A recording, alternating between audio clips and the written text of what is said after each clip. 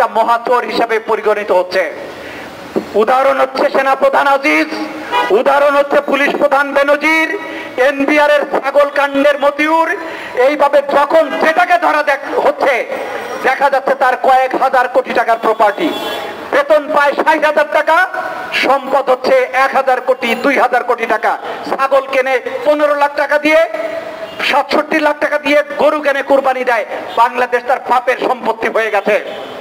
এই ধরনের দুর্বৃত্তায়ন রাষ্ট্রের প্রতিটি অঙ্গে অঙ্গে ছড়িয়ে গেছে। প্রত্যেকটা দুর্নীতিবাজকে ধরা হোক। শুধু সরকারি কর্মকর্তা রিটায়ারমেন্টে গেলে ধরেন, যেগুলো পাওয়ারে আছে সেগুলোরে ধরেন, যেগুলো রাষ্ট্রের ক্ষমতায় নাই কিন্তু মন্ত্রী এমপি হয়েছে তাদেরটাও প্রকাশ করেন। বাংলাদেশ আপনাদের লুটে পুটে খাওয়ার ভোগের সামগ্রী নয়। এই দেশের 20 কোটি মানুষের প্রাণের বাংলাদেশ, এই সম্পদের মালিক বাংলাদেশের 20 কোটি মানুষ, কয়েকজন মতিউর বা বেনজির নয়। এদেরকে গ্রেফতার করে দৃষ্টান্তমূলক শাস্তি দিতে হবে। এদের লুটপাট করা সম্পদ জনগণের ফান্ডে ফিরিয়ে আনতে হবে। সর্বশেষ যে কথাটি বলবো, এই যে কাহিনীগুলো তারা করছে তার প্রধান শক্তি হচ্ছে তারা জানে কোন জনগণ তাদের পক্ষে নাই, জনগণ তাদেরকে ভোট দেয়নি, ভবিষ্যতেও দেবে না। তারা একটা অবৈধ নির্বাচনের মাধ্যমে, দামি সংসদের মাধ্যমে ক্ষমতায় আছে। কাজেই যতদিন থাকা যায় যেভাবে পারো লুটপাট করে নাও, এই মূল মন্ত্রে তারা বিশ্বাস করে।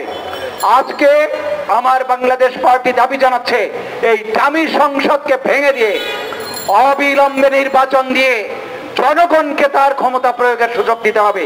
এই 4 দফা দাবি জানিয়ে বাংলাদেশের জনগণকে, নিপীড়িত নিগৃহীত জনগণকে, যারা আজকে বানভাসী হয়েছেন, বাংলাদেশের উত্তরাঞ্চল বন্যায় তলিয়ে গেছে, তাদের জন্য সরকারের কোনো বরাদ্দ নাই।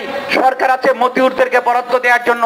এই দামি সংসদের সরকারের বিরুদ্ধে ঐক্যবদ্ধ আন্দোলনের জন্য আমার বাংলাদেশ পার্টির পতাকা তলে সমবেত হওয়ার আহ্বান জানিয়ে আমি আমার বক্তব্য শেষ করছি। খোদা হাফেজ। বাংলাদেশ জিন্দাবাদ। আমার বাংলাদেশ পার্টি জিন্দাবাদ।